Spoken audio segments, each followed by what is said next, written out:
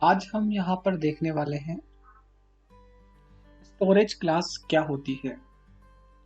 तो अगर मैं जो है यहाँ पर कोड ब्लॉक ओपन करता हूँ और कोड ब्लॉक ओपन करके मैं यहाँ पर एक लाइन लिखता हूँ जो कि डेटा टाइप डिक्लेरेशन की जो है वो मैं लाइन यहाँ पर लिखता हूँ।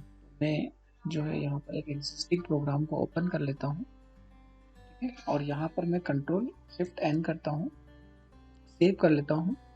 और ये मेरा नॉर्मल कोड है तो मैं यहाँ पर इसका नाम दे देता हूँ स्टोरेज क्लास। आज हम स्टोरेज क्लास के बारे में पढ़ने वाले हैं। तो जो है मैं यहाँ पर लिख देता हूँ टेस्ट। आई डोंट नो, अब मैंने कितने सारे और प्रोग्राम पहले से बना रखे होंगे यहाँ पर, तो शायद यहाँ पे, हाँ देखिए, पर एक स्टोरेज क्लास का ऑलरेडी है तो मैंने टेस्ट लिख दिया है और मैं इसके आगे 1 लिख देता हूँ, ठीक है। और यहाँ पर मैं इसकी थोड़ी सी जो है स्पेस बड़ी कर लेता हूँ और यहाँ लिख देता हूँ मैं मेन और एंटर कर्ली ब्रैकेट्स। अगर मैं यहाँ पर ये लाइन लिख देता हूँ एक्स और इक्वल टू 5, अगर मैं ये यहाँ पे लाइन लिखता हूँ तो इस लाइन को देखते से ही हम बोलते हैं कि ये डेटा टाइप डिक्लेरेशन है, इंस्ट्रक्शन। ये लाइन हमको क्लियर करती है। पर अगर हम इस लाइन को देखते हैं तो हमें कौन कौन सी बातें जो है वो पता चलती है। कौन कौन सी बातें पता चलती है तो उसको नंबर वाइज हम यहाँ पे लिख लेते हैं। पहली बात हमें पता चलती है कि यहाँ पर जो वेरिएबल है उसका नाम है, variable name is here x, ठीक है। दूसरी बात हमें पता चलती है यहाँ पर कि वेरिएबल की साइज क्या है, साइज ऑफ वेरिएबल, ठीक है। तो यहाँ पर वेरिएबल की जो साइज है वो है मैं लेट से अभी मैं यहाँ पर कहूँगा 4 बाइट्स, ठीक है, क्योंकि अभी हम विंडोज बेस्ड आर्किटेक्चर की बात कर रहे हैं। विंडोज बेस्ड आर्किटेक्चर की बात कर रहे हैं, ठीक है।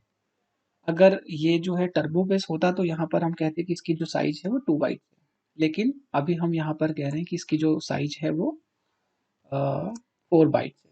तो ये हमको दूसरी बात यहाँ पर पता चली है।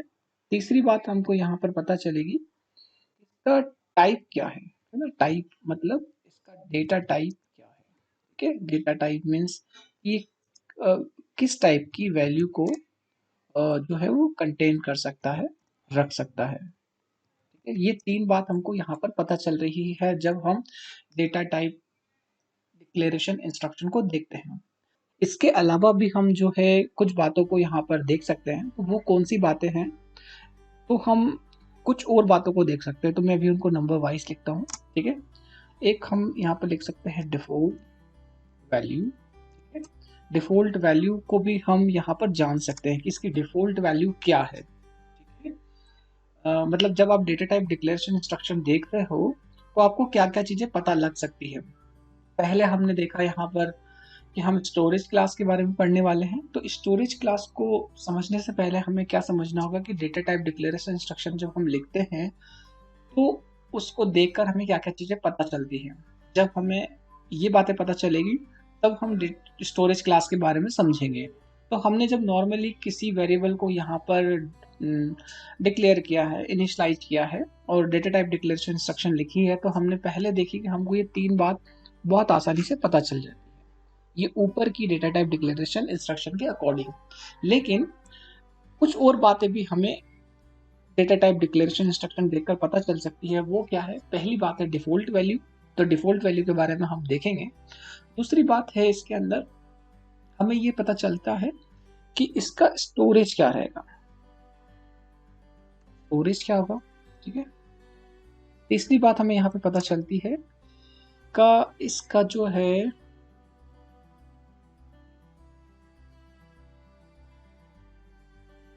एक होगा डिफॉल्ट वैल्यू, दूसरा हो जाएगा स्टोरेज और तीसरा हो जाएगा आपका यहाँ पर हम अभी लिख सकते हैं लाइव, मैं यहाँ लिख देता हूँ। फोर्थ बात जो हो जाएगी यहाँ पर कि इसका स्कोप क्या है। तो मैं स्कोप जो है इसके पहले लिख देता हूँ, लाइफ जो है वो लास्ट में लिख देता हूँ, मैं लिख देता हूँ।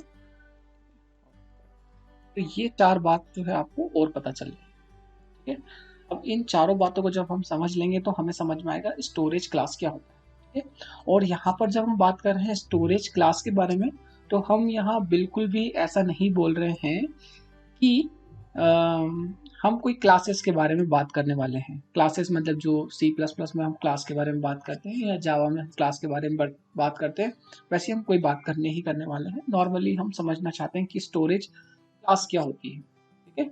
तो हम सबसे पहले बात करते हैं यहाँ पर डिफ़ॉल्ट वैल्यू के बारे में, ठीक है। तो ये 4 बात हमने यहाँ पर डिस्कस कर दी कि अगर अगर आप कोई डेटा टाइप डिक्लेरेशन इंस्ट्रक्शन देखते हैं तो आपको 3 बात तो है बहुत आसानी से पता चल जाती है।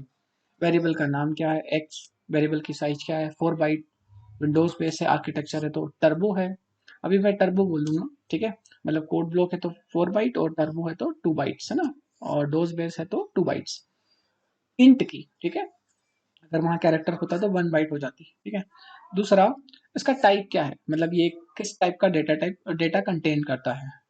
तो यहाँ पर ये जो है वो इंटीजर टाइप का डेटा कंटेन कर रहा है, ठीक है। तो ये 3 बात हमें यहाँ से आसानी से पता चल जाती है। लेकिन डेटा टाइप डिक्लेरेशन इंस्ट्रक्शन को देखकर 4 बातें और हमको पता चल सकती है। वो है कि डिफ़ॉल्ट वैल्यू क्या होगी, ठीक है।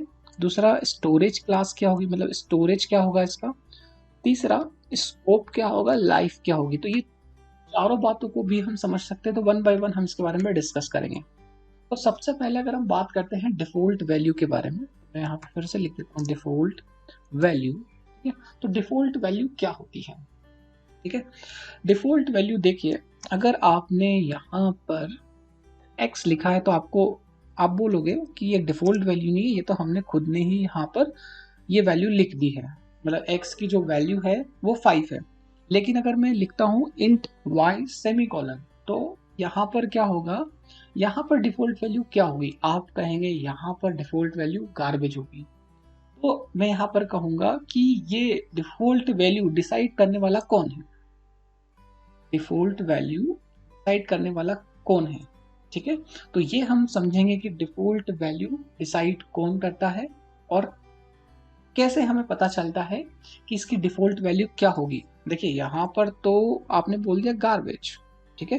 पर क्या डिफ़ॉल्ट वैल्यू कुछ और भी हो सकती है, डिफ़ॉल्ट वैल्यू कुछ और भी हो सकती है। अभी तो हम बोल रहे हैं यहाँ पर कि गार्बेज है, जब हमने कोई वैल्यू नहीं दी है, ठीक है। और वैल्यू दी है तो हम श्योर हैं कि यही वैल्यू होगी। लेकिन अगर यहाँ पर कोई वैल्यू नहीं है, ठीक है, और हम यहाँ पर कुछ और लिखते हैं, तो डिफ़ॉल्ट वैल्यू क्या हो सकती है, ठीक है। तो हमें ये पता चला कि डिफ़ॉल्ट वैल्यू कुछ ना कुछ हो सकती है और कौन डिसाइड उसको करता है, ये चीज़ हम यहाँ पर और समझेंगे। अभी हम आगे देखते हैं यहाँ पर स्टोरेज, ठीक है। तो स्टोरेज जो होता है, मतलब अभी हम आगे समझेंगे डिफ़ॉल्ट वैल्यू के बारे में, पर हमने इतना समझ लिया कि क्या होता है। अब स्टोरेज के बारे में हम यहाँ पर देखते हैं। तो देखिए, स्टोरेज जो है किसी भी वेरिएबल को 2 जगह मिल सकते हैं। एक तो हो सकता है रैम में, मतलब उसकी लोकेशन कहाँ पे हो सकती है, या तो रैम में हो सकती है या सीपीयू रजिस्टर में हो सकती है। सीपीयू रजिस्टर, मतलब सीपीयू रजिस्टर में हो सकती है, या तो रैम में, तो मैं यहाँ 1 लिख देता हूँ, ठीक है। या सेकंड, सीपीयू रजिस्टर में हो सकती है, और सीपीयू रजिस्टर को आप प्रोसेसर भी कहेंगे तो कोई दिक्कत नहीं है, ठीक है। तो इतनी बात हमको यहाँ तक समझ में आई। तीसरी बात, है ना, तो स्टोरेज या लोकेशन उसकी 2 ही हो सकती है, या तो रैम या सीपीयू रजिस्टर। आगे हम और भी समझेंगे, देन हम समझेंगे कि स्टोरेज क्लास क्या होती है। तो तीसरी बात है स्कोप, है ना। अब स्कोप, स्कोप का मतलब क्या होता है ना। स्कोप का मतलब यहाँ पर ये होता है कि आपने नॉर्मली देखा होगा, जब हम कोई फंक्शन बनाते हैं, तो मान लीजिए मैंने लिखा है यहाँ पर फंक्शन, मैंने फंक्शन नेम, ऐसे ही कुछ फंक्शन नेम करके यहाँ पर एक फंक्शन बनाया। और यहाँ पर अगर कोई मैंने वेरिएबल क्रिएट किया, लेट सपोज मैंने यहाँ पर क्रिएट किया ए एंड सेमीकोलन, ठीक है। और ये फंक्शन मैंने यहाँ पर नहीं बनाया है, मान लीजिए मैंने ये फंक्शन बनाया है यहाँ पर, यहाँ नीचे। और इस फंक्शन को अगर मैं मेन में कॉल करता हूँ, ठीक है, तो ये जो फंक्शन का स्कोप है वो कहाँ पर होगा।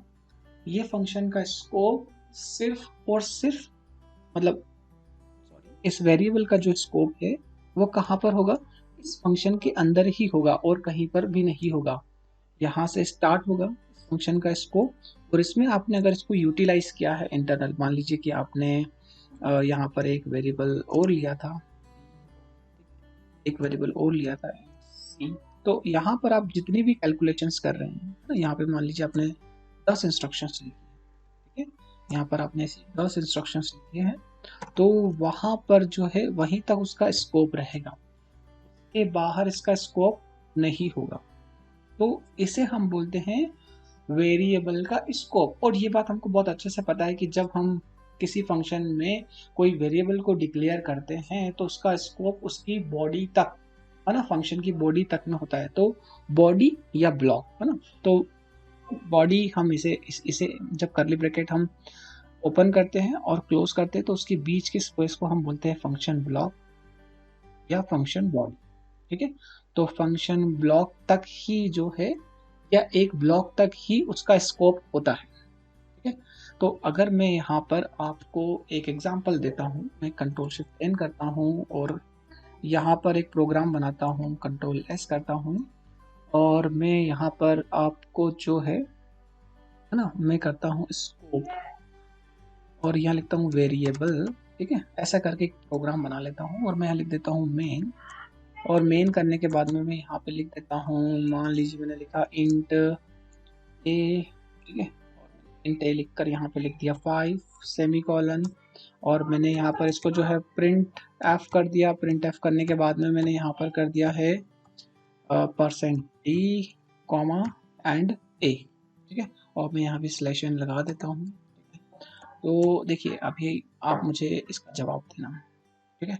मैं यहाँ पे लिख देता हूँ प्रिंट एफ अगेन और सेमी कॉलन, और यहाँ पे लिखता हूँ %d, ठीक है, और यहाँ पे आके मैं लिख देता हूँ, मान लीजिए int a equal to 6 semicolon, ठीक है, और यहाँ पर आकर मैं ये a को प्रिंट कर देता हूँ, और अभी मैं जो है यहाँ पर स्लैश एन कर देता हूँ, ठीक है, और और मैं यहाँ आके एक प्रिंट एफ और लगा देता हूँ, ना। तो थोड़ा सा हम समझने की कोशिश करते हैं।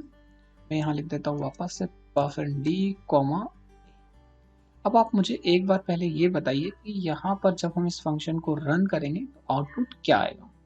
देखिए यहाँ पर ये जो मैंने ब्लॉक बनाया है ना, ये प्रिंटफ का ब्लॉक नहीं है। सबसे पहले हम C++ में या C में ऐसा कर सकते हैं कि आप जो है यहाँ नॉर्मली एक ब्लॉक बना सकते हैं। नॉर्मली आप यहाँ पर एक ब्लॉक बना सकते हैं, ठीक है। ये किसी भी फंक्शन का या कोई भी कंट्रोल इंस्ट्रक्शन का ब्लॉक नहीं है, लेकिन ऐसा आप ब्लॉक बना सकते हैं ना, ये एक ब्लॉक है, ठीक है। तो आप देखिए यहाँ पर एक, तो ये कह सकते हैं कि इंट की वैल्यू इनिशियली 5 है, तो ए की यहाँ पर जो है पहले 5 प्रिंट होगा। देन आप ये कह सकते हैं कि ए की वैल्यू जो है वो 6 है, ठीक है। तो जो है वैल्यू तो अब ओवरराइट हो जाएगी, पहले ए में 5 था, अब ए में 6 है, तो अब जो दूसरा प्रिंट एफ चलेगा वहां पर ए की वैल्यू 6 जो है प्रिंट होगी। देन आप क्या कह सकते हैं कि अब तो ए के अंदर क्या है, ए के अंदर 6 है, तो आपको यहाँ पर क्या मिलेगा, 6, ठीक है। लेकिन हम यहाँ पर देखते हैं क्या होगा, आउटपुट हमें क्या मिलेगा। तो देखिए मैं यहाँ पर आपको एक चीज बताना चाहता हूँ कि यहाँ पर ये जो ए का स्कोप है सिर्फ इसी ब्लॉक के अंदर तक ही है यहाँ पर, ठीक है। इसको और अलग अलग तरीके से समझा जा सकता है, तो हमें जो है, और है ना, तो इसका स्कोप सिर्फ यहाँ तक ही है। यहाँ पर बनने के बाद में ये वाला वेरिएबल जो है वो डिस्ट्रॉय हो, ठीक है। मैंने वेरिएबल का नाम सेम लिखा है, तो आपको ए की वैल्यू पहले तो 5 प्रिंट मिलेगी, देन आपको 6 मिलेगी, देन अगेन आपको ए की वैल्यू क्या मिलेगी, 5, ठीक है। तो हम इसे एक बार रन करते हैं और चेक करते हैं। तो देखिए मैंने इसे रन किया तो आपको पहले मिला 5, है ना। अगर हम नॉर्मली देखें तो हमें क्या मिल जाना चाहिए था, 5, 6 देन 6, लेकिन यहाँ पर ये ब्लॉक इसका इतना ही स्कोप है। तो अभी हम इसको ऐसे समझते हैं, आगे जाकर हम कुछ फंक्शंस के अंदर भी कॉल करेंगे तब भी हम इसे समझ सकते हैं। मतलब अगर हम ऐसा कहें कि मैंने एक फंक्शन बनाया है एड नाम का, और यहाँ पर अगर मैंने मान लीजिए एक इंट a इक्वल टू लिखा है 10 semicolon b equal to लिख दिया है 20 सेमी कॉलन, है ना, और मैंने एक वेरिएबल और लिया, let's suppose int c semi colon, और मैंने लिखा a प्लस b और यहाँ पर c equal to a plus b। ऐसा अगर मैं करता हूँ तो मैं यहाँ पर क्या मैं ऐसा कर सकता हूँ कि मैं यहाँ पर मेन के अंदर, ठीक है, मेन में मैं यहाँ पे लास्ट में लिख देता हूँ। अगर आप कोडिंग के थ्रू गो थ्रू है तो आप समझ जाएंगे। क्या मैं यहाँ पर ऐसा लिख सकता हूँ, सी को प्रिंट कर सकता हूँ? तो मैं इस लाइन को कॉपी कर रहा हूँ, ठीक है, इस लाइन को कॉपी कर रहा हूँ और यहाँ एक बार सिलेक्शन लगा देता हूँ, ठीक है, और मैंने यहाँ प्रिंट कर दिया। तो क्या मैं यहाँ सी लिख सकता हूँ? नहीं, है ना। आप कहेंगे कि सी का जो स्कोप है सिर्फ इस फंक्शन की बॉडी के अंदर ही है, सी यहीं तक चलेगा और कहीं तक नहीं चलेगा, है ना। तो अगर मैं जो है इस फंक्शन को यहाँ पर कॉल भी कर दूँ, आप कहेंगे कॉल नहीं होगा तो चलेगा कैसे? मैं इसको अगर कॉल भी कर देता हूँ तब भी जो है सी यहाँ पर नहीं चलेगा, है ना। सी का यहाँ पर स्कोप ही नहीं है, क्योंकि जहाँ तक जिस बॉडी में उसको डिक्लेयर किया वहीं तक वो चल जाए। तो मैं इसको एक बार रन करता हूँ तो हम देखते हैं कि हमें एरर मिलती है या आउटपुट मिल जाता है। मैं इसको यहाँ पर रन करता हूँ तो इसे हम बोलते हैं स्कोप। देखिए ये बोल रहा है कि ऐसे तो ये नहीं चल पाएगा। तो मैं इस लाइन को अगर ऐसा कर देता हूँ तो देखो सी जरूर चलेगा, तब रन जरूर होगा। अभी हम देख लेते हैं व्हाट वी नीड। अभी अनडिक्लेयर्ड फॉर द यूज, तो देखिए है ना, ए प्लस बी ओके, यहाँ पर कॉमा, ठीक है। देखिए अभी मैं रन करता हूँ, देखिए रन हो जाएगा। क्या मैंने यहाँ पे कुछ प्रिंट नहीं किया है तो प्रिंट नहीं होगा, कोई दिक्कत नहीं। वो हम चाहे तो यहाँ पर सी को जो है वो प्रिंट कर सकते थे, लेकिन हमने यहाँ पर सी को जो है वो प्रिंट नहीं किया है। अब हम यहाँ पर देखते हैं तो ये इसे हम बोलते हैं वेरिएबल का स्कोप। तो जब आप अगर कोई डिक्लेरेशन स्टेटमेंट देखते हैं तो उसका स्कोप भी आपको पता चल जाएगा कि इसका स्कोप कहाँ से कहाँ तक है, ठीक है। ये ये बात भी आप जो है डिक्लेरेशन स्टेटमेंट को देखकर पता कर सकते हैं। अगर हमको लाइफ के बारे में जानना है कि एक वेरिएबल की लाइफ क्या है तो वो भी हम डिक्लेरेशन स्टेटमेंट को देखकर पता कर सकते हैं। तो देखिए पहले तो हम बोलेंगे कि लाइफ होती क्या है ना। तो वेरिएबल बनने से लेकर वेरिएबल डिस्ट्रॉय होने तक के टाइम को हम बोलते हैं वेरिएबल की लाइफ। वेरिएबल बनने से लेकर वेरिएबल डिस्ट्रॉय होने तक के बीच के टाइम को हम बोलते हैं वेरिएबल की लाइफ, ठीक है। वेरिएबल की लाइफ, अभी हम यहाँ वेरिएबल की लाइफ बोलेंगे, ठीक है। तो ऐसा हो सकता है यहाँ पर कि जैसे मान लीजिए अभी ये जो तीनों वेरिएबल हमने यहाँ पर बनाए हैं, ठीक है, या हम कह सकते हैं यहाँ पर ये जो तीनों वेरिएबल हमने बनाए हैं, तो जैसे ही ये फंक्शन खत्म होगा, जैसे ही ये फंक्शन रन हो जाएगा, तो देखिए मैं अभी यहाँ पर एक प्रिंट और लिख देता हूँ। मैंने अभी ये एग्जांपल आपको दिया है, print F and semi colon, और यहाँ पर मैं सिर्फ %d करके इसका आंसर प्रिंट कर देता हूँ, कॉमा सी, ठीक है। तो मैंने यहाँ पर पहले ऐड फंक्शन बनाया, है ना, और अभी देखिए आप, मैंने यहाँ ऐड फंक्शन बनाया और मैं इस फंक्शन को कॉपी कर देता हूँ, कॉपी करके यहाँ पर v कर देता हूँ। ऐड की जगह अभी मैं कर देता हूँ सिंपली मल्टीप्लाई, है ना, मल्टीप्लाई ऐसा बना देता हूँ। और मैं यहाँ पर ए बी सी डी की जगह आर एस और टी कर देता हूँ ताकि थोड़ा सा डिफरेंस हो, नहीं तो अदरवाइज थोड़ा सा कंफ्यूजन हो सकता है। तो मैं लिख देता हूँ टी और यहाँ लिख देता हूँ आर, यहाँ लिख देता हूँ एस और इसको कर देता हूँ मैं मल्टीप्लाई। %t हम यहाँ पे प्रिंट कर देते हैं, ठीक है। और ये इस मल्टीप्लाई वाले फंक्शन को भी मैं कॉल कर देता हूँ। ये मल्टीप्लाई वाला फंक्शन मैं कॉल कर रहा हूँ कहाँ पर, यहाँ मेन में आके मैं कॉल कर देता हूँ। मैं मेन में आके यहाँ पे कॉल एक्चुअली मैं आपको समझाने की कोशिश क्या कर रहा हूँ कि जैसे ही ये कोड रन होगा तो सबसे पहले तो हमें इसका जो है कुछ आउटपुट मिलेगा, इसका कुछ जो हमको आउटपुट मिलेगा यहाँ पर। उसके बाद में हमको यहाँ पर जो है फिर ऐड फंक्शन चलेगा, और ऐड फंक्शन चलने के बाद में हमको फिर हमारा ये वाला फंक्शन चलेगा, मल्टीप्लाई वाला फंक्शन चलेगा। तो जब ऐड फंक्शन चलेगा तो क्या होगा, ये वाले वेरिएबल्स बनेंगे ए बी सी, है ना। और जैसे ही ऐड फंक्शन ने आपको सी प्रिंट किया और तो है ना, और है ना प्रिंट किया, और दूसरा वाला फंक्शन कॉल होगा तो जो एड फंक्शन के वेरिएबल है वो डिस्ट्रॉय हो जाएंगे। ठीक है, वो मेमोरी से जो है वो मेमोरी रिलीज हो जाएगी, तो ए बी सी जो है वो वहां से हट जाएंगे।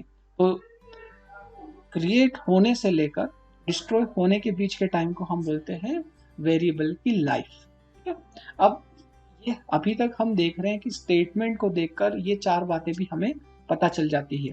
पहले मैं इसको एक बार रन कर देता हूँ। तो देखिए रन, यहाँ पर पहले ये 5 आ गया एंड दोनों का 30 आंसर आया था, देन उनका मल्टीप्लाई आया तो कुछ यहाँ पर ऐसा 300। मैं एक बार यहाँ पर सिलेक्शन कर देता हूँ और एक बार फिर से आपको चला कर बता देता हूँ, और हम चेक कर लेते हैं कि क्या हो रहा है। 30 एंड 200 तो करेक्ट आंसर है, दोनों साथ में आ गए थे।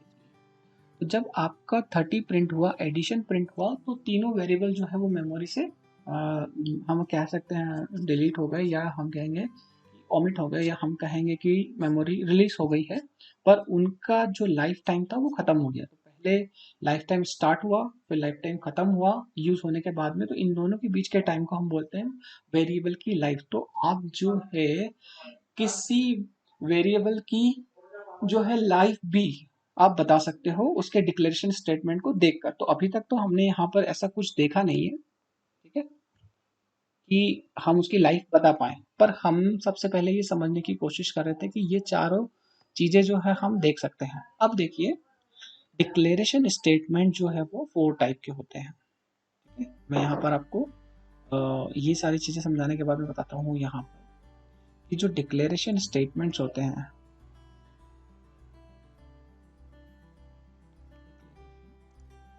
स्टेटमेंट जो होते हैं जो है वो 4 टाइप्स के होते हैं, 4 टाइप्स। तो इनके टाइप्स को देखकर आप समझ सकते हो कि ये चारों कैरेक्टरिस्टिक्स को आप पता कर सकते हो ना।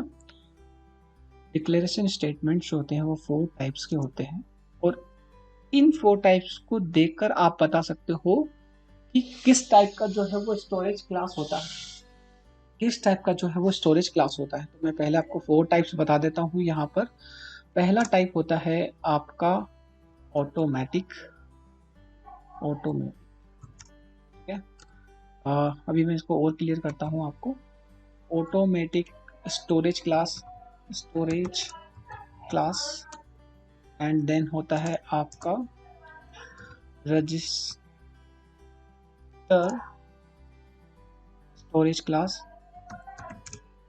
स्टोरेज क्लास, देन हम बोलते हैं यहाँ पर 3 स्टैटिक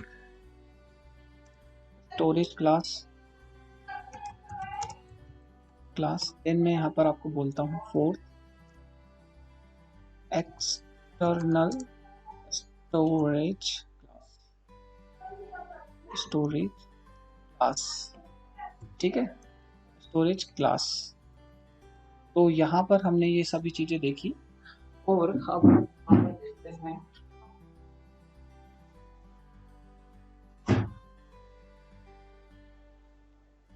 ये चारों टाइप के डेटा टाइप डिक्लेरेशन।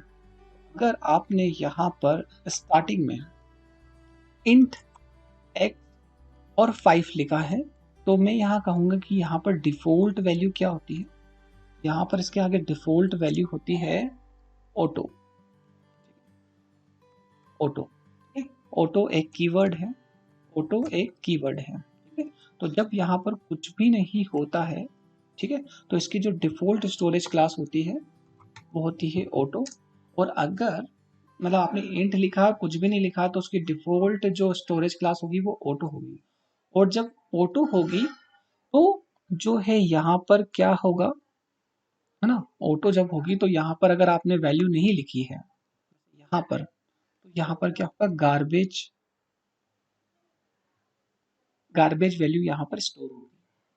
ठीक है, अगर आगे जो है यहाँ पर कुछ भी नहीं लिखा है तो गार्बेज वैल्यू स्टोर होगी, अगर आपने यहाँ पर कुछ भी नहीं लिखा है, ठीक है। और अगर आप ऑटो लिख देंगे तब भी कोई दिक्कत नहीं है।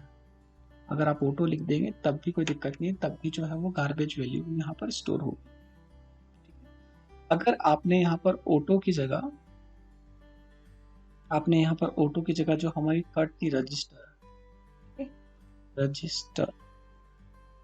रजिस्टर लिख दिया है, तब भी क्या होगा, गार्बेज वैल्यू ही स्टोर होगी।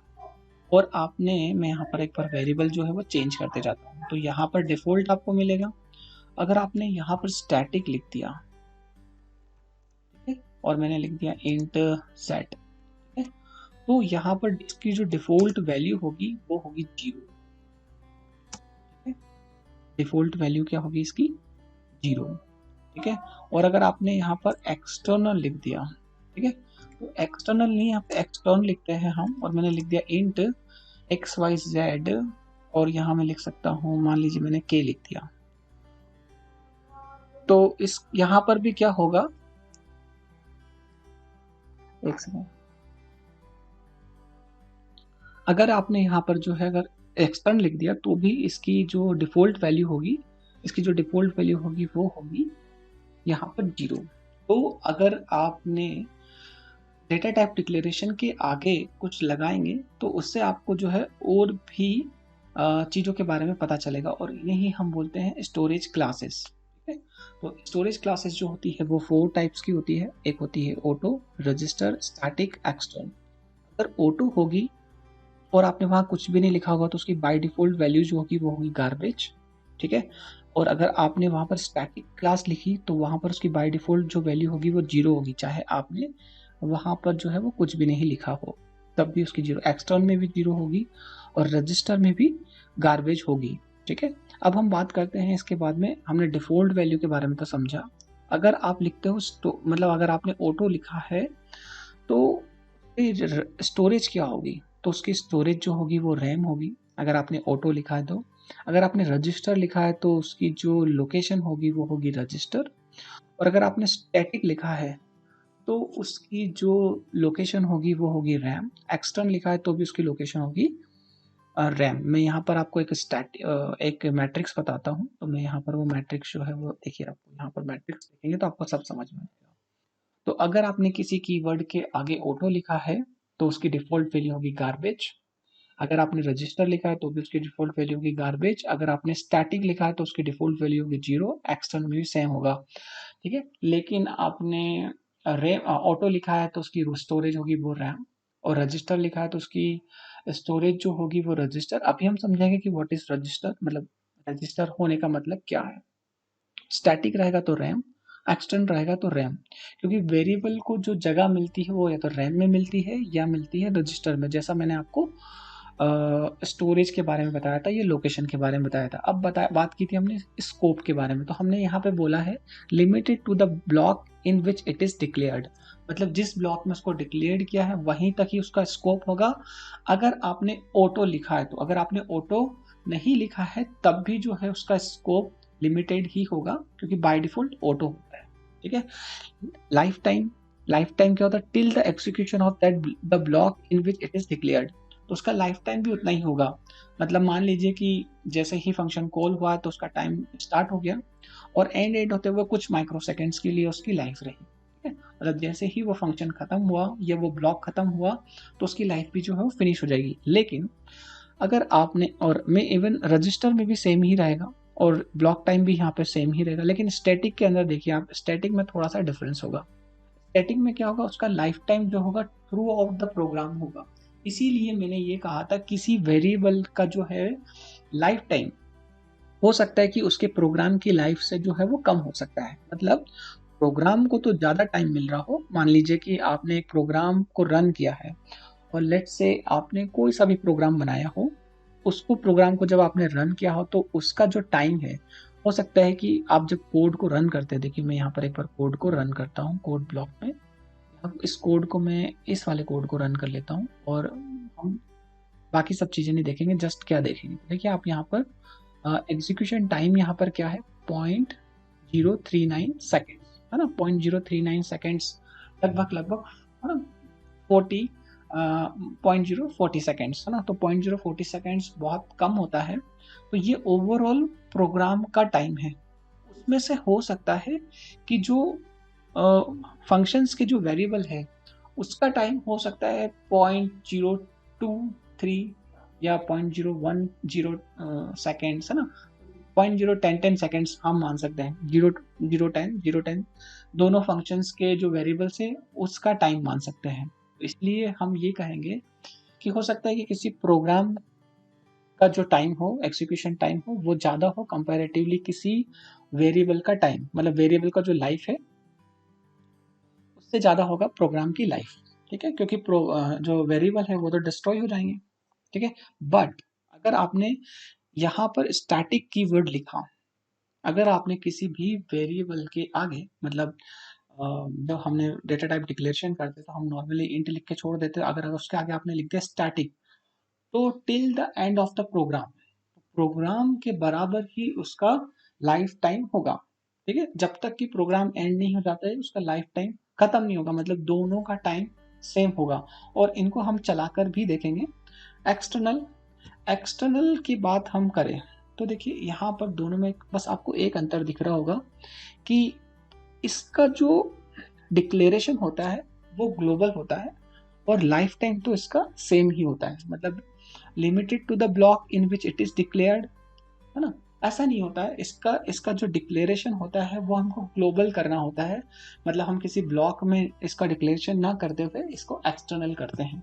तो इसके बारे में हम और आगे समझेंगे, पर हम यहाँ पे ये समझ रहे हैं कि डेटा टाइप डिक्लेरेशन को देखकर हम एक वेरिएबल की जो प्रॉपर्टीज होती है उनके बारे में क्या क्या चीज़ें बता सकते हैं। तो 3 चीज़ें हमने देखी थी, एक तो वेरिएबल का नाम, उसकी साइज और उसका टाइप, और 4 और चीज़ें देखी थी कि उसका डिफ़ॉल्ट वैल्यू क्या होगी, उसका जो लोकेशन है वो क्या होगा, उसकी स्कोप क्या होगी, उसका लाइफ क्या होगा।